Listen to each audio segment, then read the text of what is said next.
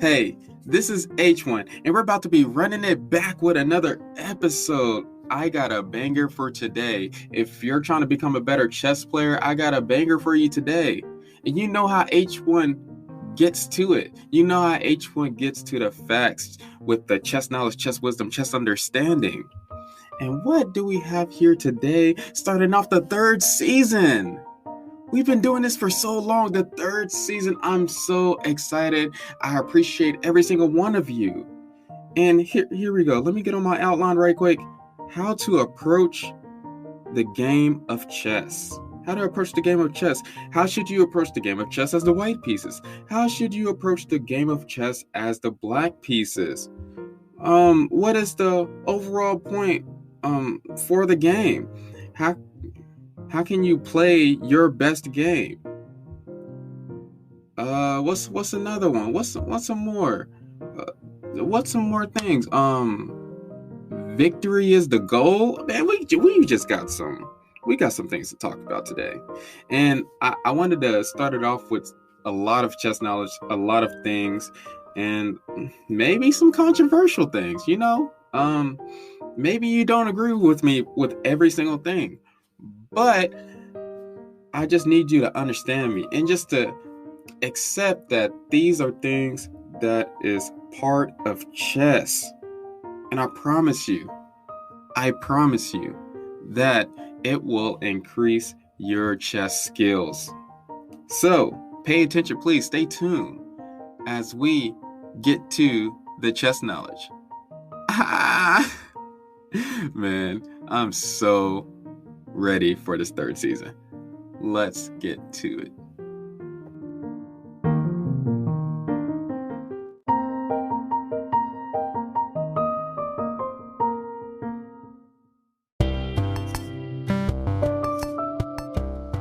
Hey, this is Chess Knowledge with H1, and the sponsor of today is Anchor. You know what? Have you ever wondered, man, I just want to talk, and I want people to listen to me, and I don't even know where to start?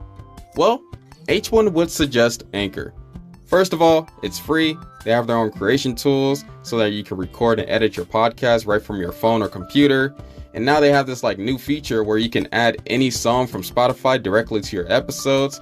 And plus, one of my favorite features, Anchor will distribute your podcast for you so you can hear yourself on Spotify or Apple Podcasts or many more stations. And then, plus, you can make money from your podcast with no minimum listenership. Man, I almost messed that up. Okay. And then it makes everything simple for you since everything is in one place. So this is the thing. If you want to start your podcast right now, download the free Anchor app or go to anchor.fm to get it started. Anchor.fm to get started. Thank you for listening, guys. H1 out.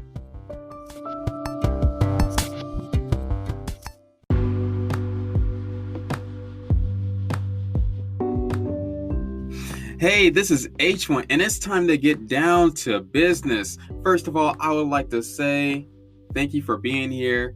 And let me just plug in my Instagram, which is H1 Chess, my Facebook, which is Chess Knowledge with H1, my YouTube, which is Chess Knowledge with H1, my Twitter, which is H1 Chess, that I do not use at all for some reason. It just hasn't been good for me for some reason, but I still want to put it in here just for the humor effect. But anyway, let's get to it. How to approach chess games. How to approach a chess game. How do you approach a chess game? Do you approach a chess game as, how can I get checkmate on my opponent? How can I attack my opponent's king? How can I make my opponent mess up so that I can win easily? Hopefully my opponent isn't strong. Hopefully they're weak-minded and just give me an easy win like that. Okay, that is not how you want to think. And actually, it's pretty much the opposite. You shouldn't be thinking about the big prize first. Okay, the big prize is to win the game, obviously, right? You want to win the game. You don't want to lose the game, right? But in order for you to win the game, there's other little steps to that goal. So the big goal is to win, but then you have to make the little steps to get the win. And I'm going to help you with the little steps in this episode to get the win every single time, or most of the time, because you are going to lose games. You have to lose some to win some. So H1 is going to start off with the way you should play on the white side first, and then the way that you should play with the black side, because they're two different ways to play both sides. They're not the same way, right? But they do both have the same common big goal, which is to win the game. And that's what you want to do. You want to win the game. And H1 is going to show you how to do so, because I'm always here for you. I'm always there. I'm always in here with the car. And if I'm speaking to you and you're in the car right now, man, that's so great. Hopefully I'm speaking to you in the car. I hope so, because that would make me really excited about this third season. Let's just get to the chess knowledge. Okay. White goes first, right? White goes first in the chess game, always. So, white should win every chess game, theoretically, since white goes first. But grandmasters, back in the older days, and grandmasters now have drawn so many games. So there's statistically more draws than even decisive wins, because they're pretty equal, they're pretty balanced. But people, especially top grandmasters, they're excited to get the white pieces because they have that advantage. And what is that advantage? You have that advantage of time. Since you have the white pieces, you have that advantage of placing the first move on the board and putting your opening out there that you want to do. You have the advantage to control the game wherever you want it to go, wherever you want it to flow to. You can direct the GPS wherever you want on the chessboard, since you have the white pieces and you go first. And that's how you should be thinking in the chess game. Since you go first, you're supposed to be figuring out a way to win the game, right? And the next thing is, before you figure out a way to win a game, you're supposed to figure out a way to gain a winning advantage. So how can we gain a winning advantage in the beginning with going first? How? How can we make sure that we can get a winning advantage against the black pieces if they play inaccurate moves? Well, I'm going to give you a few steps. Hopefully these help you in the future, in your future games, which I know they will, because I am H1, and that is the goal of this chess podcast. So here we go. First of all, first things first, white should be overwhelming their opponent with activity. So if you have the white pieces and you do e4 and then black does e5, your next move should not be a3 or a4. That should not be your next move, because you are not overwhelming your opponent with activity. Your opponent's going to look at that and be like, thanks for equalizing the game. Your first move advantage just went out the window that quickly. So what should you do? Well, this is what you should do. Not only do e4, and you can't just, it's not just e4. You could do d4, c4, blah, blah, blah, all these other openings. As long as you develop your pieces afterwards, put your knight out, put your bishop out, castle your king, put your rooks on the open files, put your queen at a spot where it can do its best job. And that's how you overwhelm your opponent with activity, by putting your pieces at spots where they have a purpose and where they have a common plan. And usually the common plan is to control the center.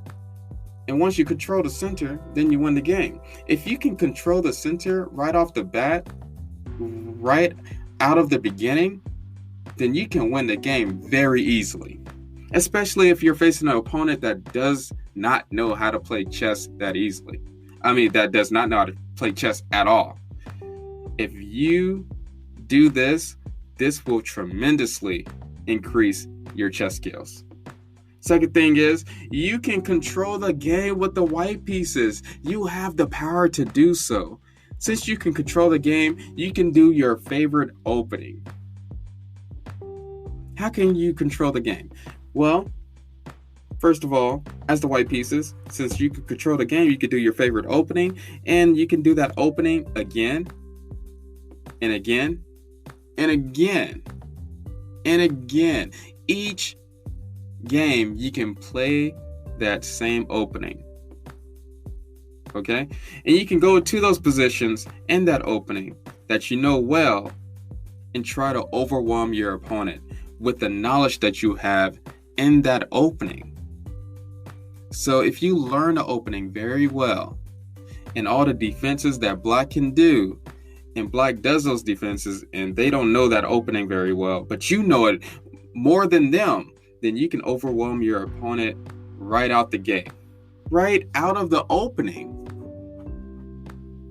You know how awesome that would be if your opponent went right into what you was planning on doing in your opening?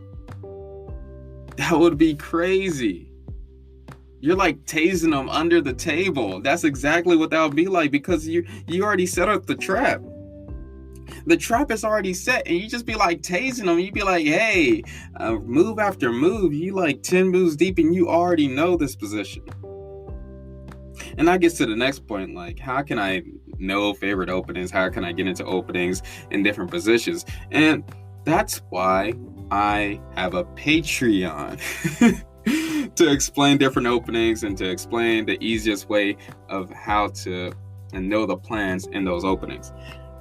But for now, in order for you to control the game, another way for you to use white as an advantage is to know good openings. And especially, you have the opportunity to not only go into openings that you know well, but if you're playing at like a top tournament, I don't know, if you're playing at a tournament and you get to see your opponent's games online or something, if you're studying, then you can go into variations with the white pieces that your opponent probably don't know. And you have more of a chance of winning in those positions that your opponent doesn't know.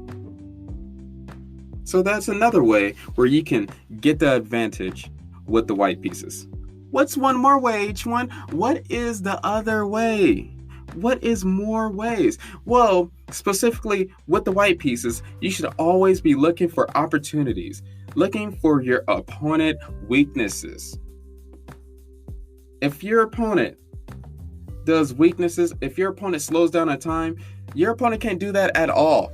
If your opponent slows down with development, or they didn't control the center more solidly, or they're slow on some of their moves, or they're moving too many pawns, then you should be looking for a blow or a hit to your opponent. One way that you can punch them on the chessboard, not physically.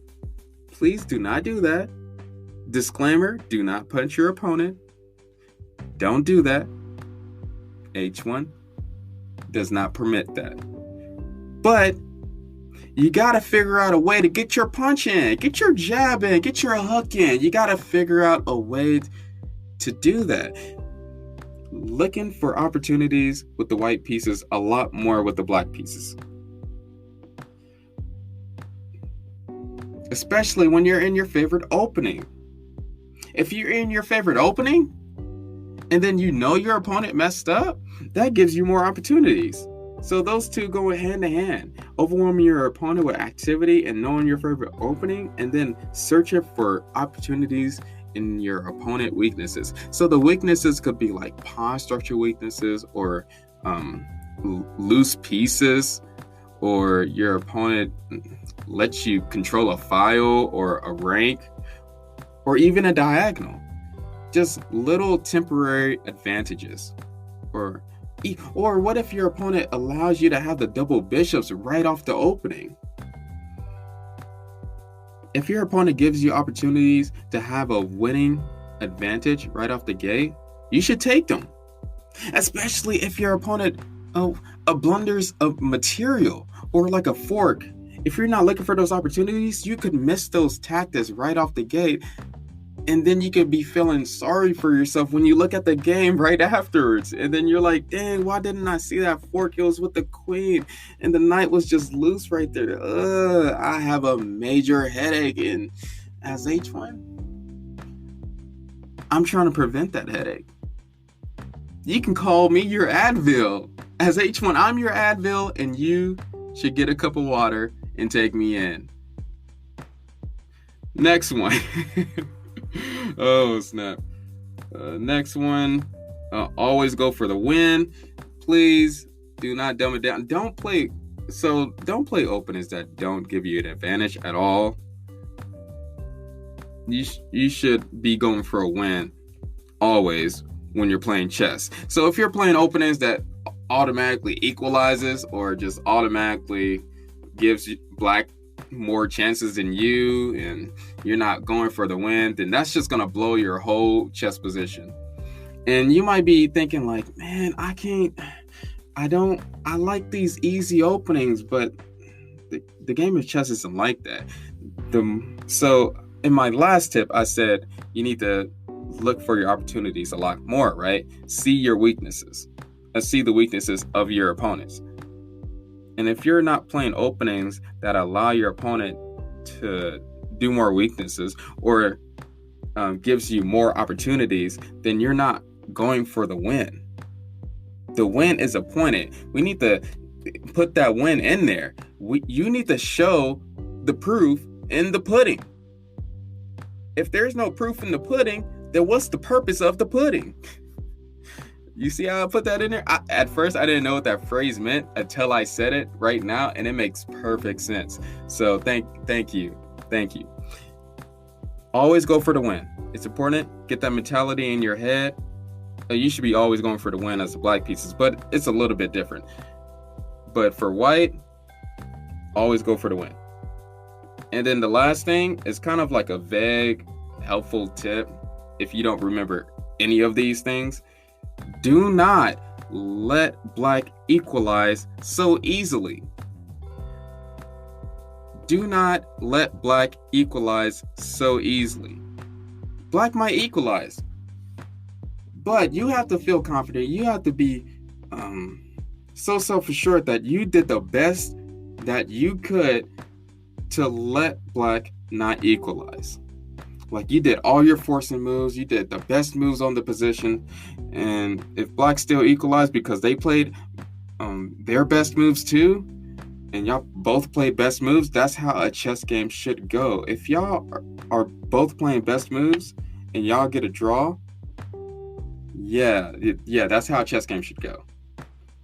But if you did some like offbeat move, unsound move, and you let black equalize with like a thunder blow the next move, that's not how it should be. That is not how it should be. You can count that as a mistake if you let black equalize too. Count that as an inaccuracy. Even put that in the computer, they'll be like, you could have did this move to keep the advantage, but you kind of equalized everything. You got to watch out for those. You have to make sure that your opponent plans are not threats to equalize. But if there's no other way and then they equalize by doing the best moves, all you can do is just shake their hand and be like, hey, good game. But make sure you keep your opportunities open and do something better next time.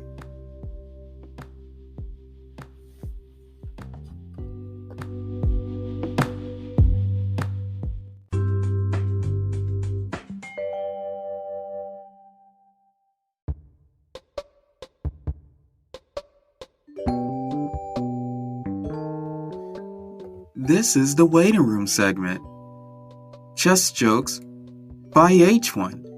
And the joke of today is, Why did the chess player get tense in a diner? Because the waiter said, check. Thank you for listening.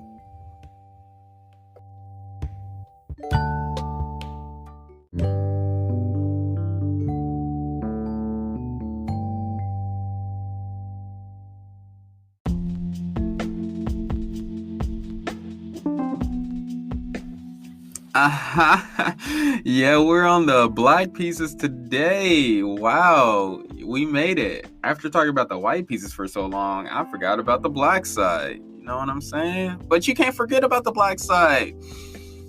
You can't do that. We're part of chess too. Let's get to it. So, what are we supposed to think on the black side? Are we just supposed to just sit back and relax and let white control the game? No, if you're the white pieces, right? You're the white pieces. You do not allow white to just let them get their way. You can't allow them to get their way, so you got to do your best. You have to do your best plan to make sure that you get the advantage and win the chess game. You got to make sure that white is on their toes, on their tippy toes. You got to make sure that they're doing the best moves. And if they're not doing the best moves, then that's when you trip them, right? If they're going down the stairs, jogging, you trip them because they're not walking down the stairs right. First tip for black. Since you're starting off with a disadvantage, you have to make sure that you equalize the game first, then go along with your plan to pressure white. Since you start off with a disadvantage, you have to make sure that you equalize the game first, then you go with a plan to pressure white. Now you might be thinking, how do I know when the game is equalized? How do I know? Well, you kind of get a sense for it if all y'all pieces are developed and all of your pieces are at like perfect spots, or let's say that it's equalized because you have more space or you have more quality pieces. It can be different ways to equalize a game. It's kind of hard to share it with your voice and to show it, but like that's a difficult thing to share. But there are several ways to equalize it. The best way that I can equalize a game, if I was looking at a chessboard, is with these like 5 elements. Just thinking about king safety, pawn structure. What's the other ones? Center control, material, and development. Those 5 are like the common ways to like see, okay, what's going on in the position really quickly. And then just to see, oh snap, they're kind of equal. Like none of them have like a big advantage, but it's still a chess game, and one of them can get into high pressure and still lose. So with your job as black, first you got to equalize the game, right? If white messes up, then you can equalize faster. But if they don't, then you have to equalize the game. Make sure that you take care of their threats. And then after they do their threats, like what if they give you like a breather or something? Then you can go along with your plan and be like, hey, I am a chess player too. I am a opponent for you, right? And then you just deliver them your plan. Just be like, hey, there you go. Now you deal with that. Now you deal with my threat. So basically, as black, you're trying to find your opportunity to take the initiative. Gain that initiative from white. Make sure that you push white's threats off to the side if they're not strong enough, and then you do your initiative. Okay? Now, another thing with the black pieces, you have to keep up. You got to keep up with the white pieces. You got to keep up the pace with your opponent. You cannot lag at all. If you lag once, then you're giving white another advantage, another tempo. You're giving white too many opportunities. And you might be thinking like, well, I play friends all the time and I do stuff that isn't accurate and I still get an advantage. Well, if I'm trying to prepare you to play stronger opponents, if you do that with a stronger opponent, like you do e4, e5, and they do knight f3, and then instead of you doing like a good move, you do like d6. It is an opening. I know. I'm sorry, whoever plays the Philidor opening. But let's name some more moves. What if white does d4 and then you do like a6? That move isn't part of the opening. You're delaying the time. You're not keeping pace with your opponent, and now your opponent can take advantage of you not keeping pace with them, especially in development. You can know who has more time in the position just by looking at all the pieces that are developed at that moment. And you can probably know which side is winning, pretty much. Whoever has the most pieces developed right out the opening, you could be like, man, their side feels more comfortable. I would rather play their side than that side. So the black pieces, you can't lag behind. You can't be in the back of the classroom. You know how when you're in the back of the classroom, you don't get any information at all? But the students in the front of the classroom that are asking all the questions of the teacher, and they get the higher scores because they're more active students than what you was being. So you don't want to be in the back of the classroom. You want to be in the front. And as the black pieces, you have to stay on your guard, and you got to stay on the most. You got to stay alert throughout the whole game, looking for your opportunity. So you're like a cobra snake, right? You're like a snake that's kind of itching and trying to find that next animal to eat, to feed on, because hey, you know the circle of life. So as the black pieces, I know I said this for white side, but it's true on the black side. Always go for a win. But for the black side, you should go for a win after you equalize. You gotta equalize first and then go for a win. Once you equalize, like let's say your opponent messes up or they blunder, then you can basically say that you equalize, and then you should be looking for opportunities too. So that's very important. Now, another thing, the next tip, you have to find a response to every opening you think your opponent is most likely to do. Let me say that again. You have to find a response to every opening you think your opponent is most likely to do. Black pieces are harder to play because of this tip, okay? The black pieces are harder to play. And that's what the game of chess is.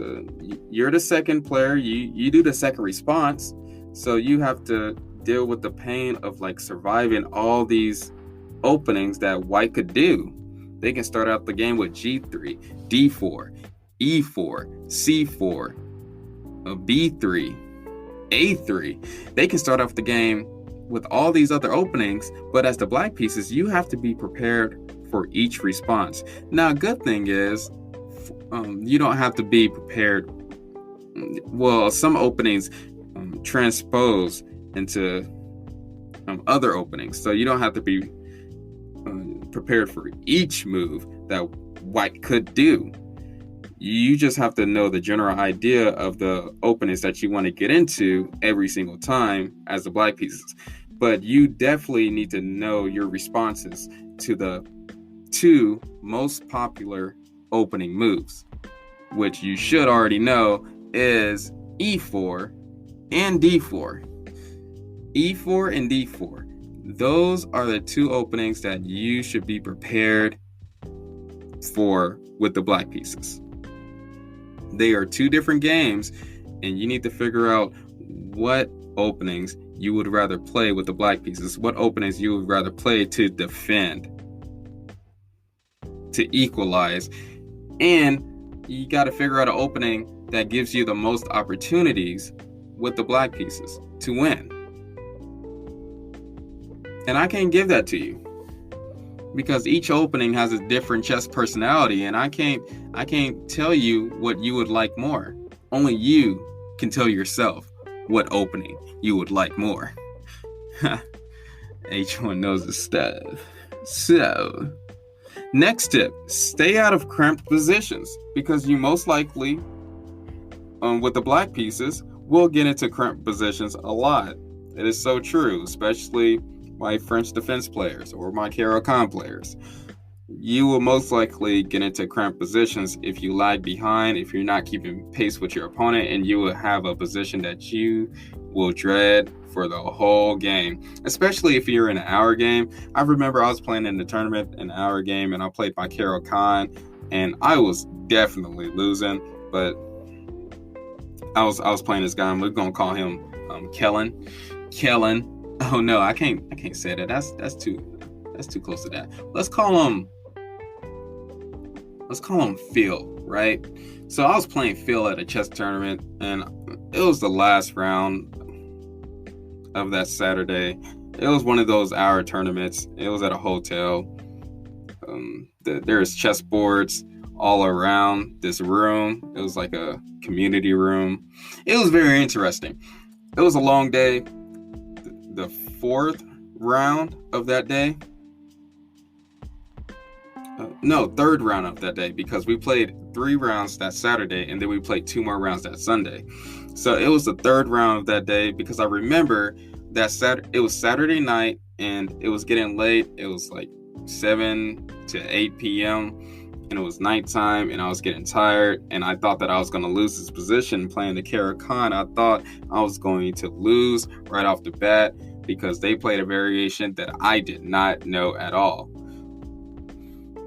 But unfortunately for him, I stole the win by attacking their king on the H file. And then they gave up at the end because they thought that it was checkmate in a few moves when it really wasn't, but it was going to get more complicated. But they thought that it was checkmate and they didn't see their only way out, and then they just resigned very quickly. Which, if you're in a position like that, I would never just resign. Like, don't resign until the game is over. But he resigned and I got my win from that Caro-Kann position, but it was super losing. My opponent gave me opportunities. I was in a cramped position and I had to trade pieces to get out of the cramped position, and I was down a pawn, but I had to get out of the cramped position. And that's kind of like the opportunities you have to take as the black pieces. That's why the black pieces are hard to play with. And going second sucks. It really do. Going second sucks, especially with the game of chess. The strategic and tactical game of chess. So I have here, my last tip is to look for and to take opportunities, especially if your opponent doesn't mistake. And I think I already covered that, so that's good. Back to my next point. The overall point for both of these sections of how you should approach the game with the white pieces and black pieces is white needs to take advantage of being first.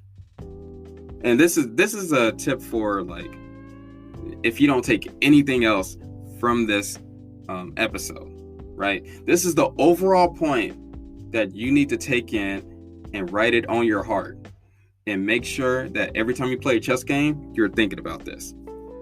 The overall point, white needs to take advantage of being first, and black needs to find a way to equalize the position.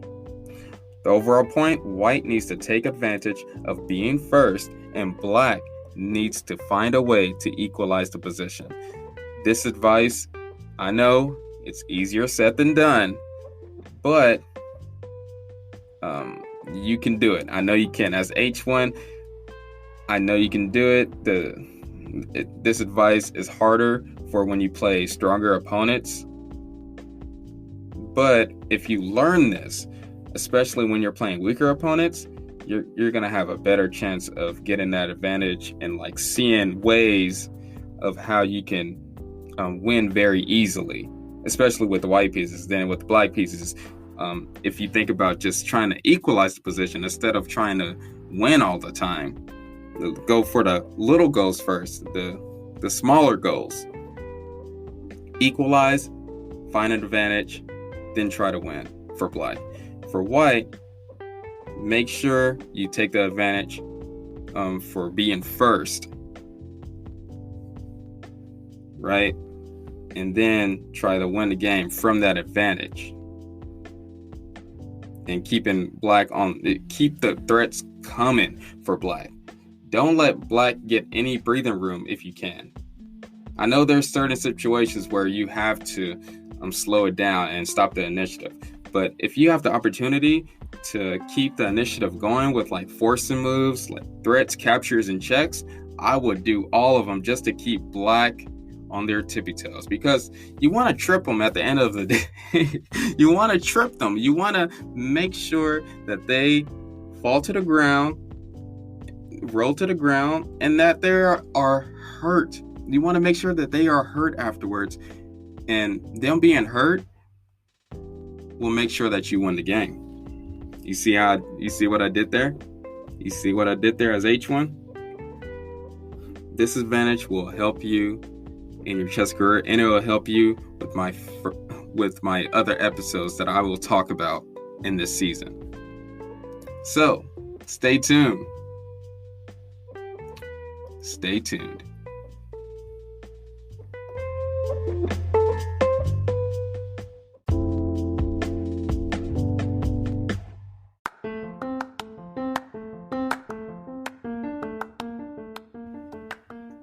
This is the waiting room segment.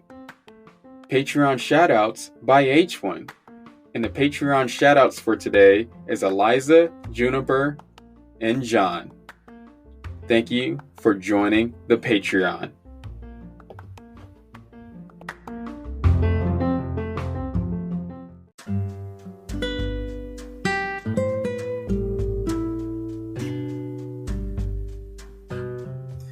Hey, I know, don't do that to me. I know.